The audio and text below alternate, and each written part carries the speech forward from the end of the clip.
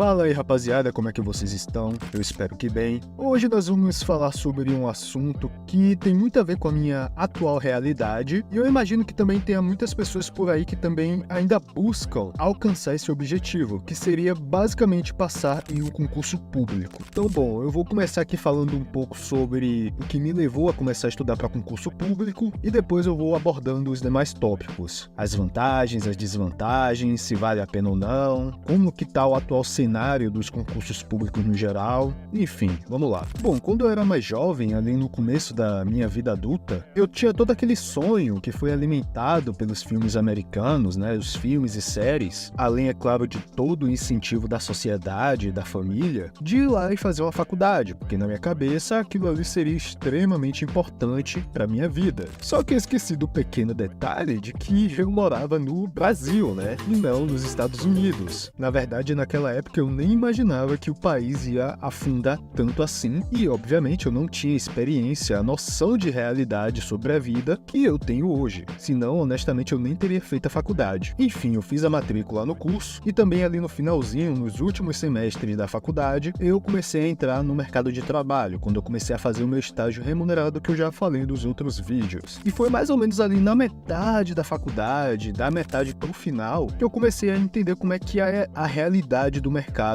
brasileiro como um todo. E a verdade, rapaziada, é a seguinte: faculdade, tirando alguns cursos específicos, não vai valer a pena, principalmente do ponto de vista financeiro. Mas depois eu vou fazer um vídeo específico para falar de faculdade. Enfim, outra coisa que também mudou bastante no meu conceito foi a ideia de trabalho e profissão. Porque, eu não sei vocês, mas eu fui criado em uma geração que foi alimentada com a ideia de que se você fizesse aquilo que você realmente gostasse, se você fizesse aquilo que você realmente amava, independente do que fosse, você eventualmente passaria a ser bem reconhecido profissionalmente falando e também passaria a ser bem recompensado financeiramente, desde, é claro, que você realmente gostasse daquilo ali e se dedicasse. É a famosa narrativa da meritocracia. Mas aos poucos eu fui percebendo que aquilo dali não condizia com a realidade, porque no mundo real você acaba sendo muito mais recompensado pelas suas relações sociais, familiares e também por coisas que na verdade estão bem além do seu controle, na grande maioria dos casos, do que de fato pelo seu esforço. Isso porque também não basta que você seja esforçado, você precisa colocar esforço e dedicação em coisas que realmente funcionam. E no nosso país, infelizmente, são poucas coisas que funcionam, saca? Enfim, aí quando eu me dei conta disso, eu comecei a buscar alternativas pra fugir disso daí e não ser só mais um. Até porque eu já não tava mais naquele hype, naquela visão emocionada da minha profissão. Na verdade, eu tava bem desanimado com o mercado de trabalho. E aí, pesquisando e conversando com alguns familiares meus que já eram servidores públicos, eu resolvi começar a estudar para concurso. E aí, depois de mais ou menos ali 1 ano e meio, 2 anos estudando, eu consegui passar. Lembrando que boa parte desse tempo que eu passei estudando se deveu mais ao fato da pandemia que surgiu ali no começo de 2020. Nessa época ali, em 2020, 2021, quase que não saiu concurso. Na verdade, até saíram alguns, mas as provas sempre acabavam sendo adiadas. Mas enfim, né, depois desse monólogo aqui, vamos falar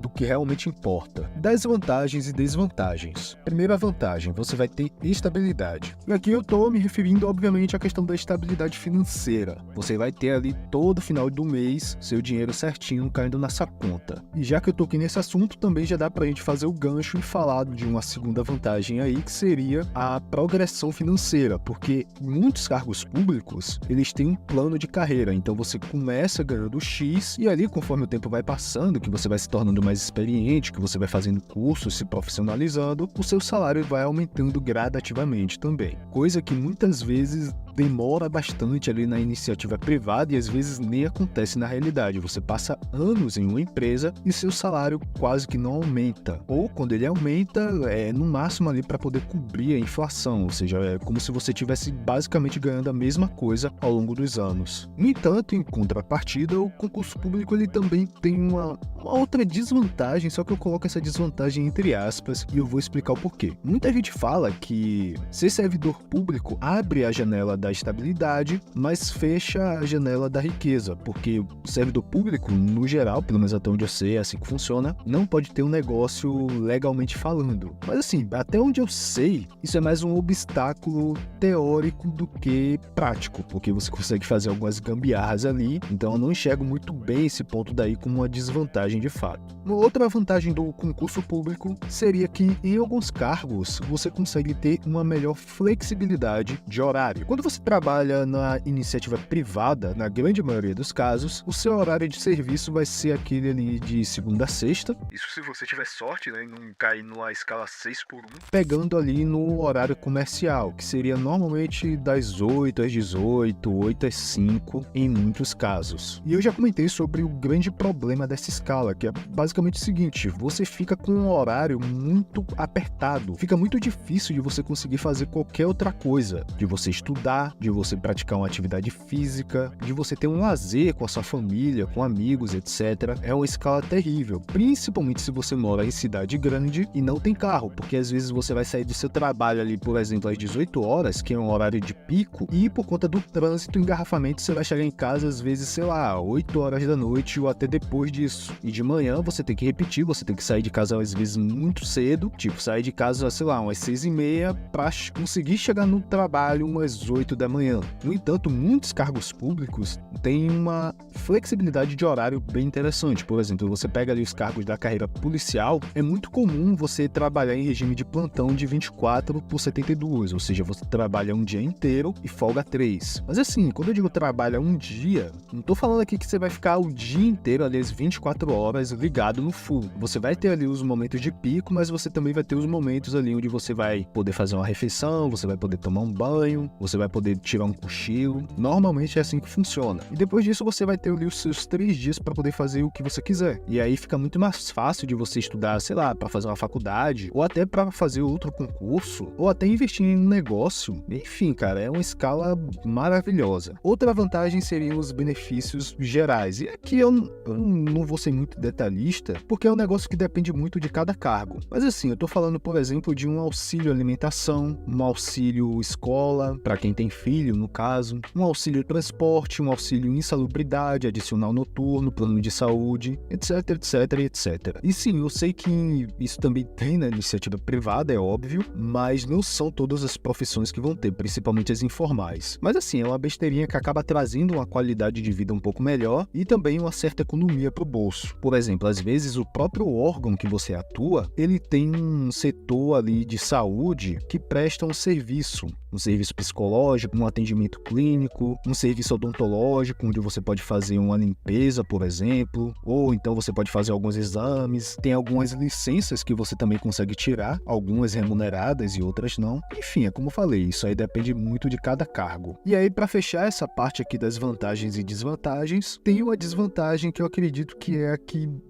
vai atingir a grande maioria dos servidores, desde os que estão lá na base dos concursos públicos até aqueles que ocupam o alto escalão, que é a questão da estagnação. Pelo fato de você ter uma estabilidade, é muito fácil você acabar se estagnando ali no seu cargo público e deixar de estudar para outros concursos ou até deixar de correr atrás de outras fontes de renda. E isso é muito perigoso, principalmente para quem ocupa um cargo público de base, aquele cara que ganha menos de 4 mil, de 5 mil por mês. E isso é muito perigoso porque nem sempre o governo dá bons reajustes de salário. Às vezes o reajuste que ele dá nem chega a cobrir a inflação. Mas assim, eu tenho a seguinte visão. Eu comecei a estudar para concurso público já pensando em utilizar ele como se fosse um step, para poder ou continuar estudando para algum cargo melhor, ou para investir em um negócio, ou para utilizar o dinheiro e também a flexibilidade de horário que o cargo ia me possibilitar, para poder investir em uma outra ou outras fontes de renda, que diga-se de passagem é o que eu tô fazendo. Então assim, para essa desvantagem atingir o cara, eu acho que só se ele quiser realmente. O outro ponto ruim que veio à minha mente agora, que eu tô gravando, é mais em relação à questão da rotina de estudo para concurso, e não ao concurso público em si. Hoje em dia, até para você passar em um concurso mais básico ali, você tem que ter uma certa disciplina, você tem que ter uma boa rotina de estudo, porque estudo para concurso não é que nem aquele estudo de faculdade, que você vai ficar o semestre inteiro ali enrolando, e aí nas 2 2 últimas semanas da prova você dá aquela revisada básica e consegue tirar uma nota minimamente decente. Hoje em dia, o cara tem que começar a estudar antes mesmo de sair o edital. Monta ali um cronograma, começa a fazer questão, começa a fazer revisão, resumo, para poder passar, para chegar em um nível competitivo, vamos dizer assim. Então, se o cara não tiver disposto a ter uma certa disciplina, hoje em dia ele não passa. Eu mesmo já perdi a conta de quantas madrugadas eu fui dormir tarde, tipo 2, 3, 4 da manhã, fazendo revisão, fazendo questão. Tem que ser nessa pegada aí, principalmente pós-edital. Pós-edital, cara, você tem que estar disposto a deixar de sair, de fazer certas coisas que você gosta para continuar estudando, sacou? Então tem essa desvantagem, que é a rotina do concurseiro, mas também depois que você passa, você fica mais de boa. Mas enfim, né? Vamos partir agora para as considerações finais, falando um pouco da minha experiência pessoal. Honestamente, rapaziada, ter estudado para concurso público foi a melhor decisão que eu tomei na minha vida. Foi algo que mudou a minha realidade, principalmente no aspecto financeiro. Eu não sou daqueles servidores que ganham 10 mil por mês, mas eu tô em uma condição aqui relativamente boa, relativamente tranquila, e eu também tô com uma rotina bem flexível, então eu tô conseguindo fazer várias outras coisas, tocar vários outros projetos. Então sim, concurso público tá sendo uma das poucas alternativas para você conseguir viver bem nesse país. Ah, mas hoje em dia tá muito difícil passar, a concorrência tá muito alta. Rapaziada, concorrência é ilusão. A grande maioria das pessoas que vão fazer a prova, sei lá, 95% nem estuda. É aquele tipo de pessoa que só fez a inscrição porque o pai, porque a mãe, porque uma tia ficou enchendo o saco. Mas se vocês forem observar a nota de corte, que nada mais é do que a nota mínima que uma pessoa tem que tirar para seguir nas próximas etapas, vocês vão perceber que, na grande maioria dos casos, não chega nem a 5% do número total de inscritos. Ou seja, se um concurso tem 100 mil pessoas, no máximo ali só umas 5 mil que vão ter ficado em um nível competitivo a ponto de conseguir disputar o cargo. E assim, você não precisa passar naquele concurso top de linha, que paga 15 mil, 20 mil por mês. Tem muito concurso bom aí que paga na faixa de 5 mil, 7 mil, 8 mil, e você passando em um concurso desse, você consegue estabilizar sua vida tranquilamente. Ah, mas eu vou estar fazendo parte da máfia estatal, vou estar fazendo parte do estado malvadão. Rapaziada, para fechar aqui, vamos fazer um pequeno exercício mental. Pensa o seguinte, o cargo público, ele existe independente de você querer ou não, certo? O concurso público, ele vai rolar independente de você querer ou não, certo? Alguém vai ocupar esse cargo público e vai ganhar 5 mil, 10 mil, 15 mil, independentemente do que você querer ou não.